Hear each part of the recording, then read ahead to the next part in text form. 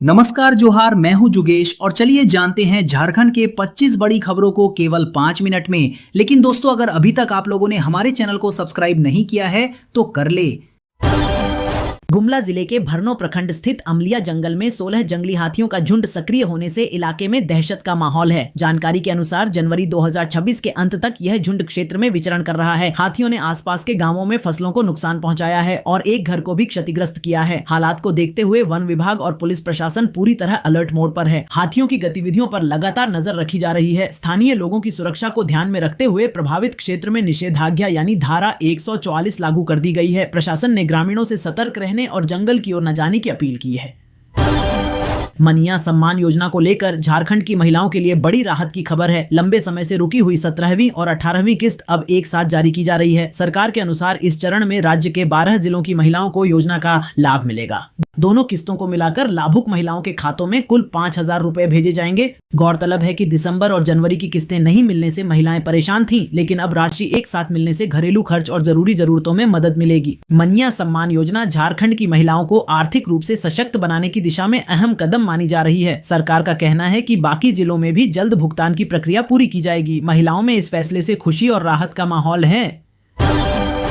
जामुमो के media panelist और केंद्रीय सदस्य धीरज दुबे ने केंद्र सरकार के बजट को झारखंड के लिए निराशाजनक बताया है। उन्होंने कहा कि राज्य के बकाया करोड़ों रुपए जो झारखंड का संवैधानिक अधिकार है, बजट में पूरी तरह नजरअंदाज किए गए। आदिवासी, दलित और पिछड़े बहुल राज्य होने के बावजूद सामाजिक न्याय से जुड़े प्रावधान कमजोर हैं। खनिज और वन संपदा से समृद्ध झारखंड को कोई विशेष पैकेज नहीं मिला। बेरोजगारी, किसानों, मनरेगा, स्वास्थ्य और शिक्षा के लिए ठोस योजनाओं का अभाव दिखता है। धीरज दुबे ने इसे संघीय ढांचे के खिलाफ बताते हुए राज्य के साथ भेदभाव का आरोप लगाया।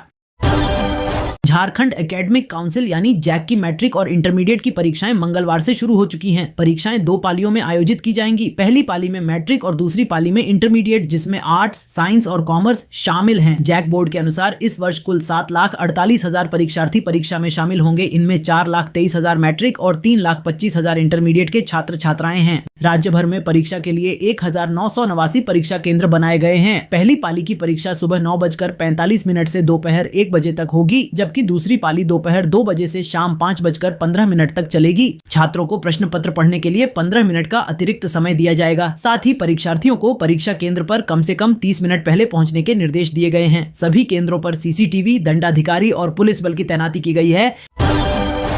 झारखंड लोक सेवा आयोग जेपीएसएससी ने गुरुवार को 14वीं राज्य सिविल सेवा 2025 के लिए रिक्तियां जारी कर दी हैं। इस बार 103 पदों के लिए परीक्षा ली जाएगी। ये 11वीं से 13वीं सिविल सेवा परीक्षा की तुलना में 239 पद कम हैं, यानी करीब 70% सीटों में कटौती की गई है। पिछली बार कुल 342 पदों पर नियुक्तियां की गई थीं। इस हिसाब से यह प्रथम जेपीएसएससी को छोड़कर सबसे छोटी सिविल सेवा भर्ती परीक्षा है। कम सीटें होने के कारण इस बार ज्यादा कड़ा मुकाबला करना होगा। इस परीक्षा के लिए 31 जनवरी से पंजीकरण ऑनलाइन आवेदन शुरू होगा, जो 14 फरवरी तक चलेगा। शुल्क भुगतान की अंतिम तिथि 15 फरवरी निर्धारित की गई है। अभ्यर्थी फॉर्म की हार्ड कॉपी 17 फरवरी को जमा करा सकेंगे। वहीं प्रारंभिक परीक्षा पीटी 8 मार्च को ली जाएगी। इस बार सबसे ज्यादा पद पुलिस और प्रशासनिक सेवाओं के हैं, तो सबसे कम जिला समादेष्टा, सहायक निबंधक और काराधीक्षक के पद हैं।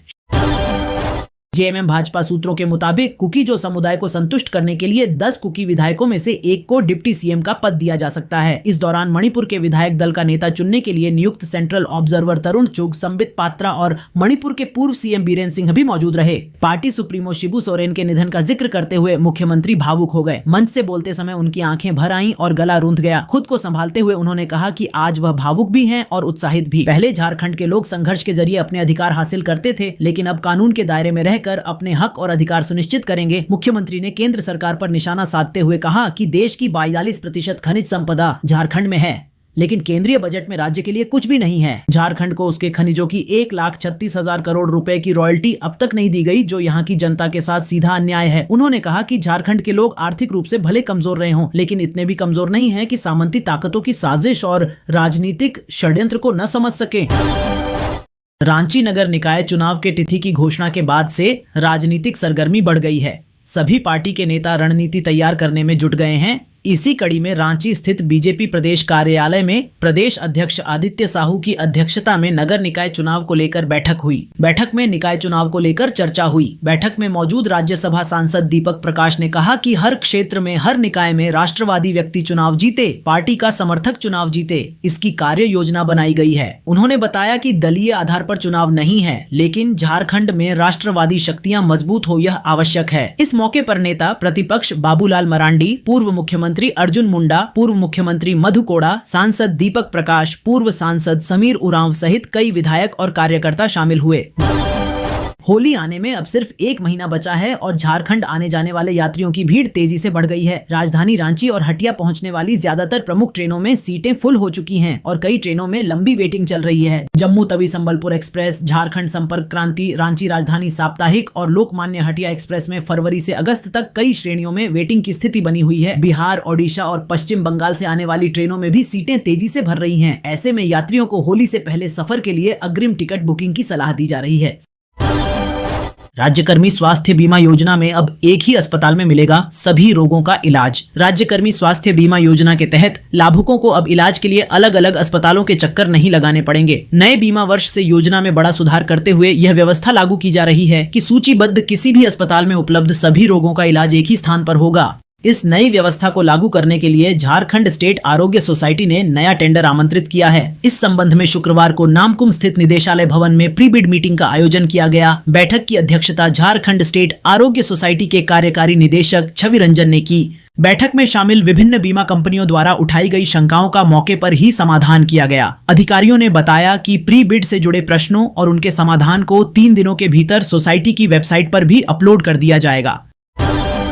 झारखंड में अब 0 से 5 वर्ष तक के बच्चों का बाल आधार पंजीकरण और भी आसान होने जा रहा है। राज्य सरकार ने फैसला लिया है कि सभी सरकारी मेडिकल कॉलेज अस्पताल, जिला अस्पताल, अनुमंडलीय अस्पताल, सामुदायिक स्वास्थ्य केंद्र और स्वास्थ्य विभाग के अनुसार हर अस्पताल और स्वास्थ्य केंद्र में इसके लिए अलग कमरा होगा, जहां कॉमन सर्विस सेंटर के माध्यम से बच्चों का आधार बनाया जाएगा। इस कार्य के लिए केंद्र सरकार की agency CSSC e governance services India limited का चयन किया गया है। बताया गया है कि स्वास्थ्य विभाग के प्रस्ताव को विभागीय मंत्री और विकास आयुक्त की अध्यक्षता वाली राज्य योजना प्राधिकृत समिति से मंजूरी मिल चुकी है। अब विभाग इस योजना को जल्द लागू करने की प्रक्रिया शुरू कर रहा है।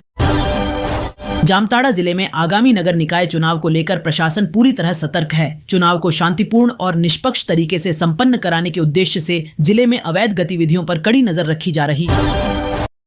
बालीडीह थाना क्षेत्र में पुलिस ने अवैध शराब तस्करी के खिलाफ बड़ी कार्रवाई करते हुए एक संगठित नेटवर्क का खुलासा किया है। पुलिस ने गुप्त सूचना के आधार पर छापेमारी कर एक ट्रक को रोका, जिसमें से भारी मात्रा में विदेशी शराब बरामद की गई। जांच के दौरान ट्रक से करीब 8 लाख रुपए नकद, शराब तस्करी में इस्तेमाल होने वाली अन्य सामग्री और दस्तावेज भी जब्त किए गए हैं। इस कार्रवाई में पुलिस ने 3 आरोपियों को मौके से गिरफ्तार किया है, जिनसे पूछताछ जारी है। पुलिस के अनुसार पकड़ी गई शराब की खेप अन्य जिलों में सप्लाई की जानी थी। प्रारंभिक जाँच में यह एक संगठित गिरोह का मामला सामने आ रहा है। फिलहाल पुलिस पूरे नेटवर्क की कड़ियां खंगाल रही है और आगे और भी गिरफ्तारियों की संभावना जताई जा रही है।